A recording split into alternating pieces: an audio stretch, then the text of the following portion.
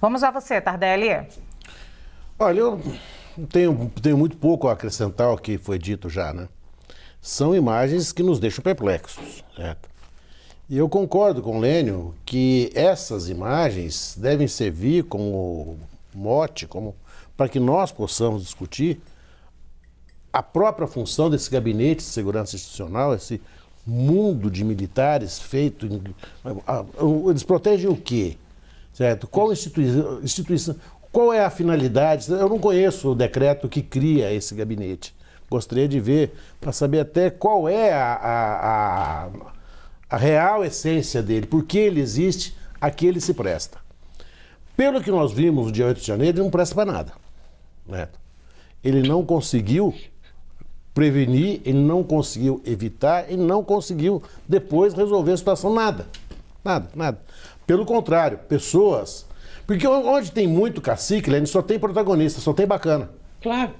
Certo? Não tem ninguém para cumprir ordem, todos dão ordens. Certo? Todo mundo dá ordem, mas ninguém manda. Isso tende a virar uma coisa caótica, como de fato virou. E depois, só uma coisa, Tardelli. Domingo, as pessoas andavam ali, os membros do GSI não tinham nem uma arma taser. Nada, eles não tinham nada. Eles não tinham nem... Eles se conheciam. O guarda tem taser, no mínimo.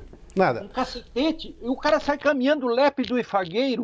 Eles não tinham um comunicador, não tinham walkie-talkie, eles não se falavam. Em tese, a função deles é o assessoramento na questão de segurança do presidente da República. Mas 120 e tantas pessoas assessoram quem? Não. Foi um horror. A demonstração de ineficiência foi da gente criar até dessas comédias. Parece um roteiro dessas comédias mal construídas, mal ajambradas, que a gente morre de rir. Vou jogar só algo aqui. A imprevisibilidade desse ato de vandalismo do dia 8 de janeiro e o ineditismo desse dia podem amenizar um pouco o fato deles não terem esse armamento, se me perdoe, Lu, eu separaria duas coisas. A imprevisibilidade do ineditismo. Certo? Ora, todo mundo sabia do deslocamento de uma coluna de ônibus indo para Brasília. Certo? Todo mundo sabia que alguma coisa iria acontecer. Um monte de gente acampado na porta dos quartéis dos militares. Claro que se sabia, nós não sabíamos. Nós, população, não sabíamos. Mas quem estava lá dentro deveria saber. É o mínimo que se espera.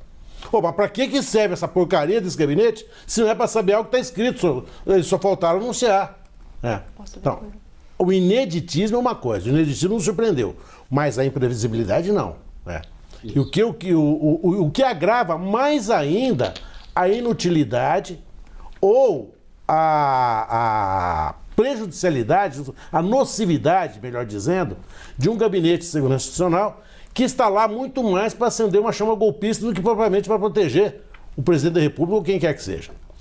O que vai parecer, o que precisa ser estabelecido nessas imagens, eu acho que essas imagens ainda vão aparecer outras, porque eles ficaram muitas horas, são centenas de câmeras, né? A lentidão do processamento dos departamentos de criminalística para processar todas essas imagens, para colocá-las numa sequência mais ou menos racional, isso vai demorar muito tempo. E nós vamos ter outras surpresas ainda. O fato é o seguinte, nós, o Supremo Tribunal Federal, até hoje eu acho que não seria, o fato de estar no Supremo Tribunal Federal mais atrapalha do que ajuda, mas já está lá, então é lá que vai ter que ser feita a apuração, então que se faça a apuração por lá. E que nós vamos aí guardar as nossas surpresas, porque eu acho que nada mais nos surpreende nesse episódio do 8 de janeiro. Eu só quero terminar dizendo uma coisa. O meu medo nesses super processos, nessas super demandas, é que isso acabe em nada. É que as coisas começam a prescrever, começam a se enrolar. Nós vamos fazer são 1000 pessoas, a quantidade de gente para ser ouvido, o tamanho desse processo. Como que nós não temos experiência nisso, nós não temos repertório para ele. Eu estou com muito receio de achar que, no final das contas, toda essa corneta, todo esse barulho, todo esse alarido, no final das contas, vão resultar em algumas pessoas que, por exemplo, o Anderson Torres já é um condenado pelo processo, já sofreu as consequências de alguma forma, e muita gente que deveria ser punida vai passar batido. Eu tenho medo desse subprocesso. Vocês já pensaram se cada um dos réus fizer cada um agravo e um embargo?